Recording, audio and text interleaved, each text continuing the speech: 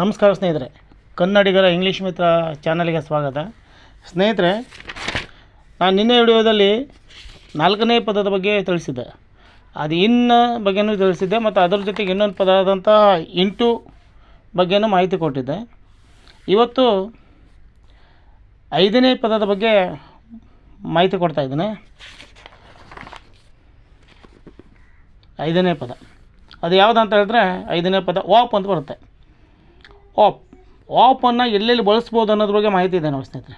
ವಾಪನ್ನು ಅಂದರೆ ಕನ್ನಡದಲ್ಲಿ ನಾವು ದ ಯ ನ ರ ಗಳ ಬರ್ತಾವಲ್ವ, ಅದರ ಮುಂದೆ ನಾವು ಬಳಸುವಂಥದ್ದು ಇಂಗ್ಲೀಷ್ನಲ್ಲಿ ವಾಪ್ ಅಂತೇಳಿ. ನೋಡಿ, ಶಾಲೆಯ ಹುಡುಗ ನೋಡಿ, ಬಾಯ್ ಆಫ್ ದ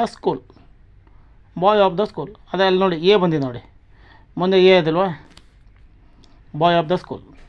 ನೆಕ್ಸ್ಟ್ ಹುಡುಗನ ಪುಸ್ತಕ ಅಂದರೆ book of the boy. Book of the boy ಅಂದರೆ ಮನೆಯ ಬಾಗಿಲು. Door of the house. Next ಹುಡುಗಿಯ ಹೆಸರು ನೇಮ್ ಆಫ್ ದ ಗರ್ಲ್. ಊರಿನ ಹೆಸರು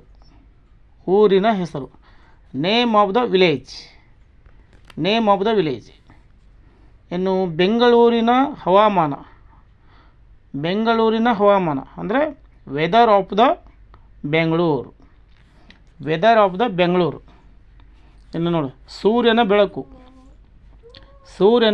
ಅಂದರೆ ಲೈಟ್ ಆಫ್ ದ ಸನ್.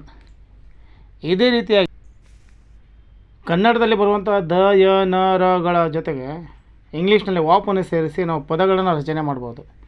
ಇದೇ ರೀತಿ ಹೆಚ್ಚಿನ ನಾವು ಧಾತುಗಳನ್ನು ಸೇರಿಸಿ ಪದಗಳ ರಚನೆ ಈಸಿಯಾಗಿ ಮಾಡ್ಬೋದು ಸ್ನೇಹಿತರೆ.